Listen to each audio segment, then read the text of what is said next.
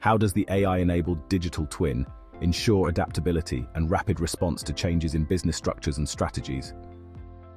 If I can comment on that, the needs change all the time, honestly, and that's true in healthcare, that's true in automotive manufacturing, that's true in any sort of CPG solution. I mean, they change all the time based on the business condition.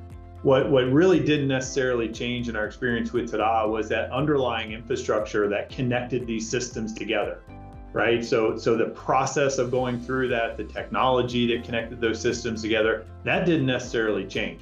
What changed is we had another system that we needed to connect. We had another business need that we needed different data to analyze, and we would make those connections happen. And that is the speed that allowed us to make this transformation go underway, I think, very, very smoothly. So again, underlying technology didn't change. Business needs changed. The user interface throughout our process changed very, very quickly.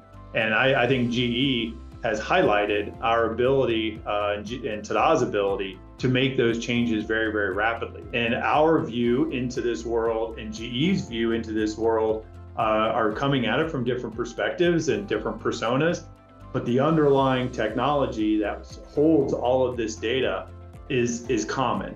And so I believe that the real value of TADA is to be able to address those business need changes in a very quick and adaptable manner. I would say the speed in which TADA has been able to react complements well organizations that live in that kind of continuous lean mindset, right? Allows you to move quickly, has a very Gemba first, point of impact approach.